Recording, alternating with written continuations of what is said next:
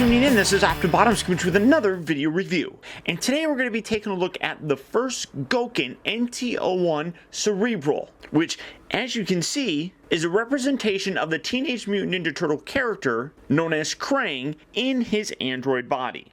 Now, this is not an official product from Playmates or anything of that nature. First Gokin is essentially a third-party company, so much like we've gotten before with transforming figures made by unofficial sources, here we have kind of the first Ninja Turtle that's done. And a lot of people have been very excited and looking forward to this piece. Ever since Playmates announced that they are canceling the classic line, a lot of fans have been left with basically an incomplete sort of display. Playmates initially showed prototype images of Shredder and Krang, but for whatever reason, those have gone by the wayside. So much like a lot of Transformer fans out there having to rely on third-party companies to kind of fill in that gap for pieces that we want, now we have a company that's doing it for the Turtles. For the package, you got a really nice image here in the front. Come around here to the side, you got some cool kind of comic image that wraps around here. You can see Krang right there. You come around in the back, and it shows all the various accessories and poses for Cerebral, including a listing of how tall he is, that he's made with die-cast, has light-up sections, and some interchangeable parts for his hands. And then this is just a little slip cover, so sliding that up. Here we have the box on the inside, and then you got another artistic image there. You then take this, open this up, and you got some foam on the inside. You take the foam, you remove that, and everything kind of falls out. But here you have the padding here on the inside that protects the figure within. You got his little axes right there that are kind of flopping all over the place. And then you got some instruction manuals. I mean, you got basically just two kind of little flyers. You got an image here that we saw on the outer slipcover, and then this image right there with Raphael kind of shadowed here in the front. You come around here to the back, and here are the instructions, I guess, which honestly is just kind of a reprint for the most part of what we saw on the back of the package. So that's everything for him. So without further ado, let's get him out here and see how cool he actually is. Alright guys, so here we have Cerebral opened up and out of his packaging. And a lot of people, including myself, really do believe that this is even better looking than what we were originally supposed to get from Playmates. First being the size. This is a much larger piece than that Playmates one was originally going to be. The Playmates one was going to be about the size of the Turtles, which honestly is just way too small. Krang with his android needs to be a much larger piece. But just in general, the detail that they put into this really is quite phenomenal. Looking around in the actual body and such, you can see a lot of panels that really do give it that kind of android or robotic look. And it's all incorporated very, very nicely. And once you look at it, you instantly, if you're a Turtles fan, you instantly know just who this is supposed to be. Now, taking out Krang himself, you can just kind of wedge him out, and there you have him. We're just going to set this out to the side. Here's a little screen right here that has a bluish kind of tint to it that you can put over there. You don't have to do it if you don't want to. It's an option. But this is Krang just as his brain, no, not going backwards, just as his little ugly brain self, but really very neat looking. A real nice amount of details. You got some real nice paint on here that really captures some great variations and things of that nature. You got some nice kind of metallic blue eyes in there, which looks pretty good. He does have a little articulation. The little tentacles here do kind of rotate around ball joints, and then they can swivel outward, just like so. I don't know why you would really want to have more articulation. I mean, there's not really anything that you can do. One thing that is kind of unfortunate is that they used a flesh color, and for some reason my camera keeps wanting to focus on that. So we'll just do like that manually. So one thing that does kind of stink is you can see that the actual peg on the inside there that connects the main body to the arms is this flesh color. And by flesh, I mean flesh like that thing's flesh. It would have been nicer if they actually made that pink just to kind of coincide with the rest of the body, because when you look at it right there, it's kind of ugly. I would have preferred that, I guess. But in general, it is a really nice piece. And oddly enough, for some reason, they put a magnet on the underside of them. I honestly don't know why they did that. It's a nice touch, but on the inside here, you can put him in and then getting his arms up, and it's kind of weird because you kind of have to fiddle with his arms, but it can magnetically attach to the underside there. I really don't know why they did that. It seems kind of pointless, honestly, to me, because he's not going to be flopping around all that much. And as you can see, it's pretty snug of a fit in there. He is kind of squishy. It's not completely solid. The front section here is more solid than the back section, but I mean, it's cool. And you can, if you position his hands, rotate this around, do something like this, bring it in, you can have him actually, well, let's do it like that. Get a little bit better positioning here for him. I'm not good at posing, you guys know that. You can kind of have him look like he's holding Krang, which is something that the Android body did a lot of. But for comparison, here is the vintage version, and you can see it's a similar look. Obviously, he looks a little bit more happy in this one, but this just has a much better kind of detail. It looks a lot more like a brain. I'm actually wondering, here's this. I was hoping that you could fit this guy in this piece, but you really can't, because the little tentacles here on the side kind of hang out. I mean, if you just wanted to have him sit right there on it, you could totally do that. You just wouldn't be able to close this down on him. So I mean, that's a cool little thing that I don't think that they really intended or anything, but that's kind of a nice little piece. And then you just get that right in there, and you can see that works perfectly for him. Not so much this guy. But that's for Krang. Taking a look here at the Android coming in here, you can see some really great detail in here. I don't know how well that's going to come across, but you got some nice painted detail on the inside there. Like I said, you got the magnet. Unfortunately, I do not have batteries for this, but you come around here to the back, and they go right in here. It's kind of hard to get out. There you go. It takes 3 little tiny button cell batteries. You put them in, you take this, you cover that back up, and then you got the switch right up here that actually lights up from the top section right in there. So you do get a little light that comes down and kind of illuminates the Krang brain. But real good detail in there. I really like the paint detail. You can see some blue paint in there. You got some red bits in there as well. And then, like I said, putting him in there, you also then have this little visor that just sits right here and then clips shut if you really wanted to have a little case right there. In the cartoon, he had it sometimes he didn't. So again, it's personal preference, really, what you want to do. I don't mind it being on there. Just kind of keeps it there and makes it so that you don't lose it, I guess. But getting him in, oh no, and then you got a little ball joint right here that pops up. But there you can see the flush color a little bit more.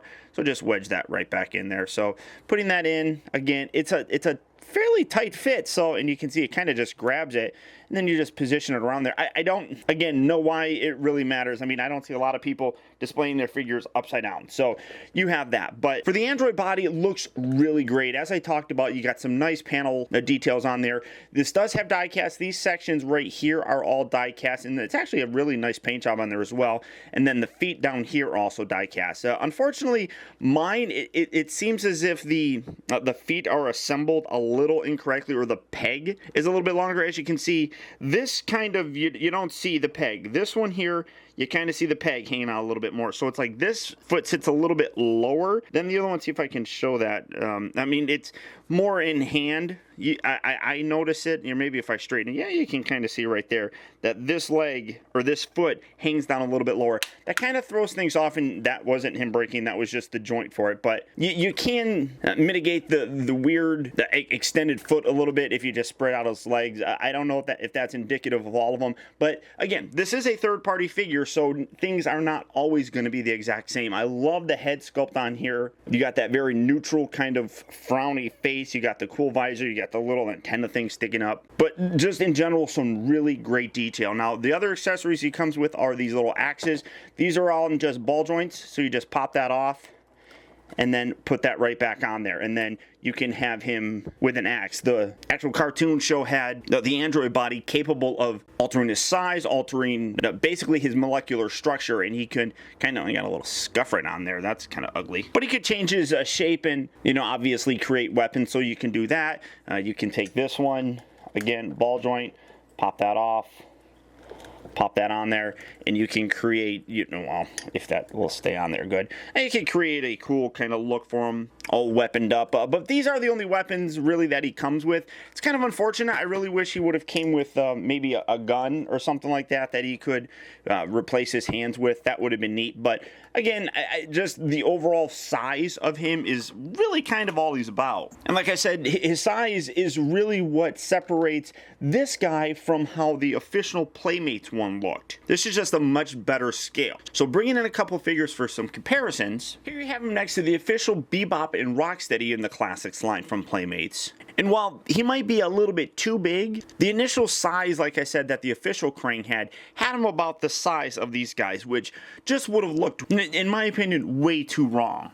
And here you have him next to the actual classic Turtles, and again, size-wise, it may be a little bit too big, but the fact that Krang could alter his body, I think that the scale works pretty good. I think if he was about right here, I think that would have been kind of a perfect size. This might be like an inch too big, but all in all, I'm still very happy with the general kind of scaling that's going on here. And then for one more final comparison, and just because it's kind of fun, this is how he looks with the vintage Technodrome. And again, because Krang could adjust his size, this is actually kind of cool. So if you wanted to have Krang kind of hanging out next to the Technodrome and just being an imposing, devastating force for your vintage Turtles, hey, this works pretty good. Now for his articulation, as you can see, the head does rotate. It kind of rotates and then looks up while it's doing it. That kind of stinks. You can't really get it looking completely around. I mean, you can kind of stretch it a little bit to get it looking kind of side to side, but it always just ends up looking like he's looking upward. He does have a nice high range of motion there, but because of the way that his neck is, you're not getting a lot of articulation there, but it's still pretty good. The shoulders here move in and out. These little pieces here are on little kind of ball joints, and yeah, just I think ball joints. So they kind of lift and get out of the way so you can get him lifting his arms pretty high up. And then in addition to that, they can rotate forward. Obviously that kind of breaks up that look right there, but it does, if you keep it down, kind of mitigate some of that. So you do have that shoulder section. He rotates here at the upper part of the bicep. He's got two elbows, or two elbow joints, although one really is kind of pointless. I guess you got that one there, and then you got that one. So I mean, you can get it moving a little bit more than 90 degrees. All in all, it's pretty good. The wrists do rotate. Now the hands are kind of weird. Some, like this one, this thumb right here rotates. This thumb doesn't. All of them seem like they're on ball joints, but they're not incorporated very well. And like, for example, this one can move. Yeah, this one moves a little. These ones don't move, and they're soft and they're pliable, so you can get them holding things, but it feels like they were intended to be articulated at the top knuckle here, and then something changed. Like, you can rotate this one, and that's actually pretty good, and you can bend it in a little bit, but some of these other ones just don't move. So it's kind of weird how they did the fingers, and you can see that this one is a much more opened kind of palm, and you can see that this finger actually does flex, whereas this one is a much more closed palm. So it's strange. I don't understand that. And then he does have a little bit of pivot here at the, I don't even know what you call that, diaphragm or something like that, because this is his abdomen. This seems kind of weird, and then in doing so, it kind of makes some of it, like especially here, look a little bit weird, but you can bend that a little bit just to kind of give a little bit of a hunched over look to it, but it seems kind of pointless because of how limited that is. These bits here can detach, so if you wanted to take those off, I don't know why you would want to, honestly, but they just peg on there, so you do have that as an option. Get that, and there we go, get that back in there.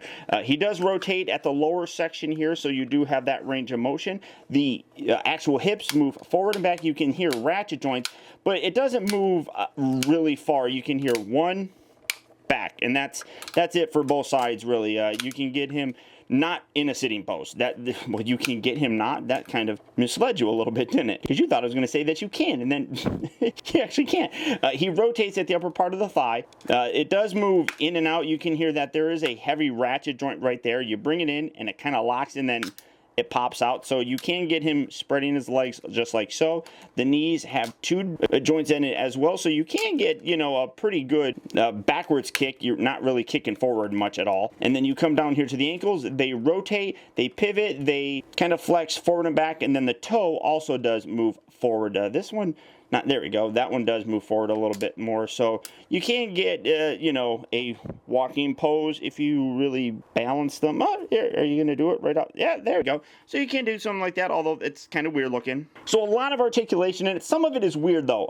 I'll be totally honest. Like the hands, really weird how they do the fingers. This section up here, really strange. Not a big fan of it. But all in all, I think that this is a great piece. It is something that seems a little bit harder to find. I bought mine through Lunar Toy Store, so I'll put a link down in the video description where you can check that out. But a lot of the normal retail places aren't really carrying this. If you're in the UK, I know that Kapow Toys has gotten this. So it is available, it is out there. You just have to look for it. Now, it is a little bit pricey.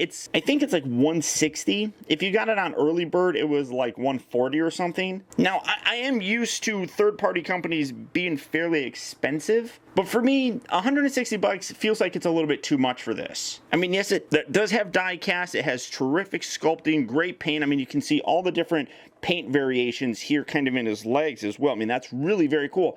Just $160 feels like it's a little bit too much. At $100, I probably would be a lot more comfortable with it. But all that being said, this was not a piece that I was going to miss out on. As I said, our classics through official channels seemingly has come to an end. And all that we have left to hope for, you know, are third-party companies that kind of fill that gap in. So unfortunately, we're kind of at their mercy right now. But if this is a piece that you're interested in, like I said, there are places that you can find them. So good luck and happy hunting. But beyond that, guys, that's about it. So once again, I want to thank you for tuning in. This has been Optibotimus. Don't forget that you can keep in touch with me by liking my Facebook page at facebook.com/teambotimus and by following me over on Twitter at twitter.com/Optibotimus. Also, I'd encourage you to check out my website at optibotimusreviews.com, where you can see all my videos from the previous week, see what I have coming up for future release, and also get your very own Optibotimus t-shirt. And finally, I'd also really appreciate it, guys, that if you like this review, don't forget to please like and comment, and be sure to subscribe so that you never miss a future review. And until next time,